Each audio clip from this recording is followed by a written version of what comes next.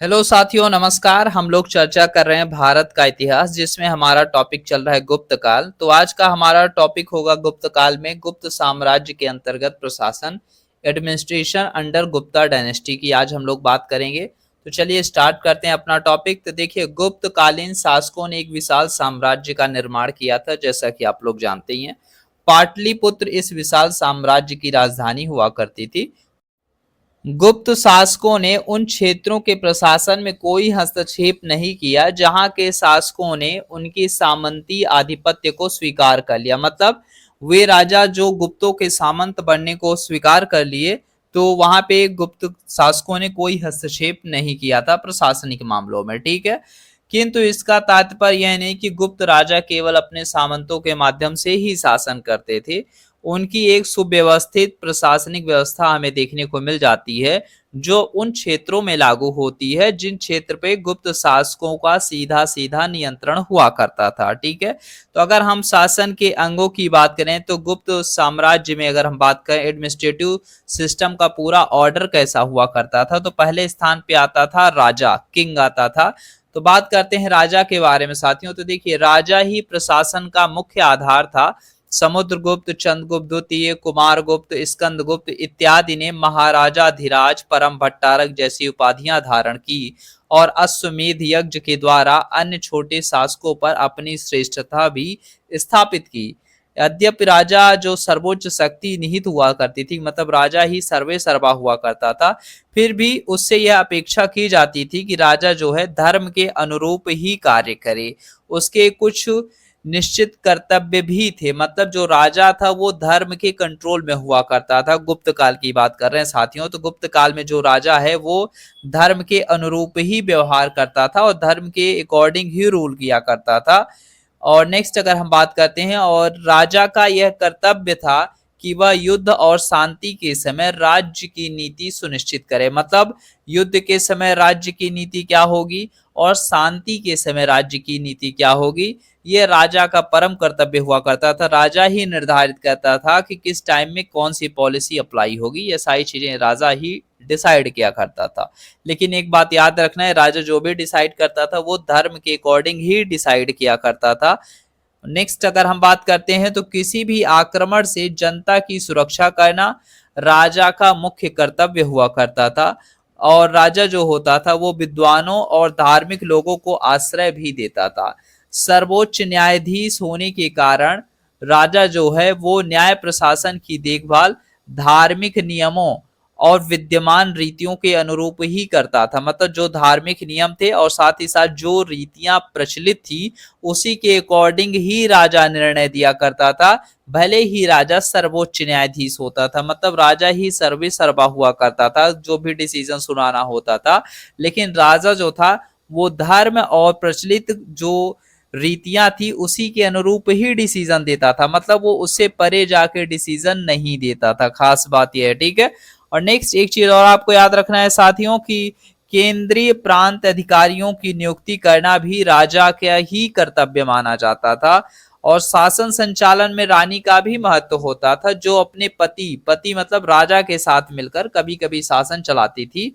मौर्यों के समान ही गुप्त प्रशासन की एक महत्वपूर्ण विशेषता यह थी कि केंद्र से लेकर ग्राम तक प्रशासन की सुविधा के लिए क्षेत्र का विभाजन किया गया था। जिस तरीके से मौर्यों में आप देखते हैं पूरा मतलब आप ग्राउंड लेवल से लेके अपर लेवल तक पूरा स्ट्रक्चराइज किया गया था, सेम चीजें आपको यहाँ भी देखने को मिलती है गुप्तों के टाइम पीरियड में। ठीक है, लेकिन एक चीज याद रखना है, जो मौर्यकालीन राजा थे वो धर्म को मतलब वो नहीं करते थे, धर्म सेंट्रिक होके ही डिसीजन नहीं लिया करते थे ना, वो धर्मनिरपेक्ष हुआ करते थे ज्यादातर केसों में। ठीक है, हाँ, उन्होंने ना तो अपने धर्म को ज्यादा, जैसे अशोका ने अगर बुद्धिज्म लिया तो उन्होंने किसी को फोर्स नहीं किया कि आप बुद्धिज्म एक्सेप्ट करिए। ठीक है, तो सबके लिए अलग अलग धर्म हुआ करता था और जो राजा होता था वो धर्म से परे होकर निर्णय लिया करता था। ठीक है ना, जबकि आप देखेंगे तो गुप्तों में ये चीज आपको देखने को नहीं मिलती है। ठीक है, नेक्स्ट अगर हम बात करते हैं साथियों, तो एक चीज और आपको याद रखना है कि जैसे कि ग्राउंड से लेके आप देखेंगे तो पूरा का पूरा जो स्ट्रक्चराइज था कि लोअर से लेके अपर लेवल तक आप पूरा देखेंगे तो प्रशासनिक सुविधाएं जो थी वो बटी थी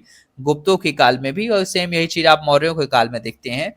एक चीज और आपको याद रखना है कि गुप्त शासक जो है शासन का केंद्र बिंदु हुआ करता था। वही सेम सेम आप देखें तो ऐसे मौर्यों में भी आपको देखने को मिलता है कि जो शासन का जो मेन सेंटर हुआ करता था वो राजा हुआ करता था। यही सेम चीज आपको यहाँ देखने को मिलती है। शासन व्यवस्था की बात किया जाए तो शासन व्यवस्था राजतंत्रात्मक थी, साथ ही साथ वंशानुगत भी थी। राजतंत्रात्मक मतलब जहां पे राजा का रोल होता है, वंशानुगत मतलब पीढ़ी दर पीढ़ियां, जैसे कि मान लो कोई राज किया, फिर उसका पुत्र राज करेगा, फिर उसका पुत्र राज करेगा, तो ऐसे ही एक वंशानुगत चलता रहेगा। ठीक है, अब जब तक वो साम्राज्य डिक्लाइन नहीं हो जाता तब तक ये सेम प्रोसेस आपको देखने को मिल जाता है। लेकिन एक चीज और आपको देखने को मिलेगा, जो गुप्त काल था, गुप्त साम्राज्य था, उसमें एक चीज आपको जो देखने को मिलता है वहां पे ये देखने को मिलेगी कि ज्येष्ठाधिकार जैसे तत्व तो कम ही दिखाई पड़ते हैं। ज्येष्ठाधिकार मतलब जैसे कि जो ज्येष्ठ पुत्र होगा वही राजा बनेगा, तो ये ऐसा नहीं था। ठीक है ना, एक बात आपको हमेशा याद रखनी, ज्येष्ठाधिकार का नियम आपको देखने को नहीं मिलता है। अब इसका मतलब ये नहीं कि ज्येष्ठ पुत्र राजा ही नहीं बनता था, बनता था, लेकिन जरूरी नहीं कि हर कंडीशन में ज्येष्ठ पुत्र ही राजा बनेगा, ऐसा कोई नियम नहीं था। ठीक है, नेक्स्ट अगर हम बात करते हैं, अगला जो हमारा टॉपिक आता है राजा के बाद, वो है मंत्री परिषद एवं दूसरे अधिकारी गण, जिसे आप बोलेंगे कैबिनेट एंड अदर ऑफिशियल्स की बात किया जाए तो गुप्त शासक मंत्रियों की सलाह लिया करते थे और सभी महत्वपूर्ण मामलों पर अपने अधिकारियों को लिखित आदेश या संदेश जारी किया करते थे। राज्य कार्य में सहायता देने के लिए मंत्री एवं अमात्य हुआ करते थे। ठीक है, मौर्य काल की तुलना में न केवल अधिकारियों की संख्या कम थी गुप्त काल में, बल्कि इस तरह की श्रेणी व्यवस्था में परिवर्तन भी आपको देखने को मिलता है। जैसे कि आप देखेंगे तो मौर्य काल में काफी ज्यादा आपको मंत्री वगैरह देखने को मिलते हैं, हर विभाग का अध्यक्ष वगैरह देखने को मिलता है। ये सेम चीज आपको गुप्त काल में नहीं देखने को मिलती, यहाँ पे काफी ज्यादा कम मात्रा देखने को मिलती है मंत्रियों अधिकारियों की संख्या में। अगर बात किया जाए मंत्रियों की नियुक्ति राजा के द्वारा ही की जाती थी। केंद्रीय स्तर के अधिकारियों का चयन अमात्य श्रेणी से तथा प्रांतीय स्तर के अधिकारियों का जो चयन होता था वो कुमार मात्य की श्रेणी से हुआ करता था। गुप्त काल में एक अधिकारी एक साथ अनेक पद धारण करता था। जैसे कि फॉर एग्जाम्पल की बात करें तो हरिसेन जो था वो कुमारामात्य, संधि विग्राहक और महादंडनायक की उपाधि धारण किया हुआ था। ठीक है, और इसी काल में अगर बात किया जाए तो पद वंशानुगत होने लगे थे। आप लोग जान ही चुके हैं, क्योंकि आप देख रहे हैं कि 3-3 पद धारण कर रहा है हरिसेन, तो इस तरीके से आप एक अनुमान लगा सकते हैं जो पद था वो वंशानुगत हो गया था, क्योंकि एक ही परिवार की कई पीढ़ियां ऊंचे पदों को धारण करती थी। इसकी जानकारी आप देखेंगे तो कर्मदंडाभिलेख में भी देखने को मिलती है। अगर बात की जाए कर्मदंडाभिलेख कहाँ पे आपको देखने को मिलता है, तो ये उत्तर प्रदेश राज्य का फैजाबाद जो क्षेत्र है, फैजाबाद मतलब जो अयोध्या वाला क्षेत्र है, वहां पे आपको कर्मदंडाभिलेख देखने को मिलता है। इससे ये चीजें हमें पता चलती है कि जो इस काल में जो पद थे वो वंशानुगत होने लगे थे। और साथ ही साथ इन अधिकारियों को वेतन एवं भूमिदान दोनों दिया जाता था। ठीक है, तो वेतन मतलब सैलरी तो मिला ही करती थी, साथ ही साथ आप देखेंगे तो भूमिदान भी हुआ करता था, इन अधिकारियों को मिला करता था।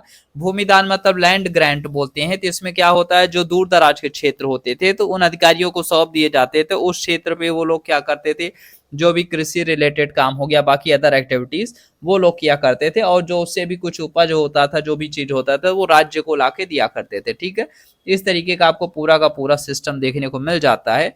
नेक्स्ट अगर बात करते हैं मंत्री परिषद एवं दूसरे अधिकारी गण के बाद, अगर हम बात करते हैं अगला जो टॉपिक आएगा गुप्त प्रशासन में, वो है सैन्य व्यवस्था की बात करते हैं। ठीक है, तो मिलिट्री सिस्टम कैसा था गुप्त काल में, तो गुप्त शासकों की एक विशाल एवं संगठित सेना हुआ करती थी। राजा स्वयं कुशल योद्धा हुआ करते थे, जैसा कि आपने समुद्रगुप्त और स्कंदगुप्त के बारे में पढ़ा, ये चंद्रगुप्त द्वितीय के बारे में, तो ये काफी कुशल योद्धा हुआ करते थे और साथ ही साथ युद्ध में भाग लेते और सेना का संचालन भी किया करते थे राजा ही। ठीक है, राजा क्या करता था, युद्ध में जाता था और साथ ही साथ सेना का संचालन भी किया करता था युद्ध के टाइम पीरियड में। ठीक है, नेक्स्ट अगर हम बात करते हैं जो अगला आता है वो है न्याय व्यवस्था। जस्टिस सिस्टम कैसा हुआ करता था गुप्त काल में, तो याद रखिएगा पूर्व काल की तुलना में गुप्त कालीन न्याय व्यवस्था अत्यधिक विकसित अवस्था में थी। ठीक है, पहली बार स्पष्ट तौर पर न्याय व्यवस्था और इसमें दीवानी एवं फौजदारी मामलों को परिभाषित किया गया था कि कौन से मामले दीवानी में रहेंगे और कौन से मामले फौजदारी में रहेंगे। ये सारी चीजें स्पष्ट हुई थी गुप्त काल में। ठीक है, और इस काल में आप देखेंगे जो उत्तराधिकारी के लिए विस्तृत नियम बनाए गए थे कि कौन है ना उत्तराधिकारी बनेगा, ये सारी चीजों का पूरा एक रूल हुआ करता था। और दंड का स्वरूप जो था मौर्यों की भांति ही हुआ करता था।